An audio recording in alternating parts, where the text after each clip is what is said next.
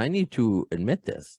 I had no idea it was synth until later on. I grew up, I'm like, this is orchestra, especially with the video and the conductor and everything. I'm Yep, like, they did the whole thing, and I got to say, I agree. I think, especially at the time, first of all, the way it was mixed originally, it was in there, but it was sort of, there was enough other stuff going on around the orchestra that you sort of didn't notice that it wasn't really real.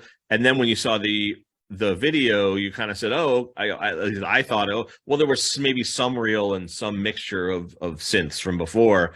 But it wasn't until I actually got all the stems of all the different tracks from the original recordings, including that synth stem, because I wanted to make sure that I used that as my jumping off my starting point, because Axl did such a great job of it.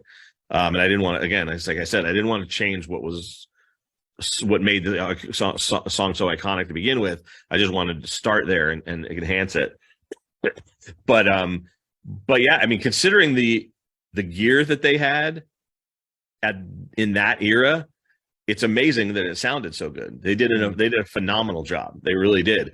So now our job was just to make it even bigger and even more lush and bring that reality to it.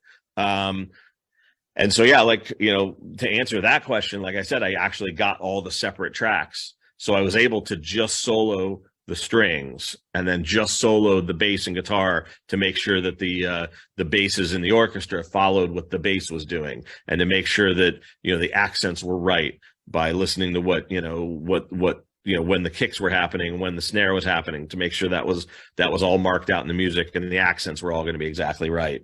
So that was all part of the whole thing. And even in terms of, like I said, I kept so much of what Axl had done as inspiration, but one of the things that I was able to do by hearing Axl's multiple tracks was realize, okay, well, towards the end, I can actually take the violins higher and have them play a counter melody that's above Axl's voice, so I don't get in the way of his voice. I'm just surrounding it and enhancing it, which I think was really helpful. And if I hadn't had access to those separate tracks, it would have been much more difficult for me to really pinpoint where those spaces that I thought the orchestra could shine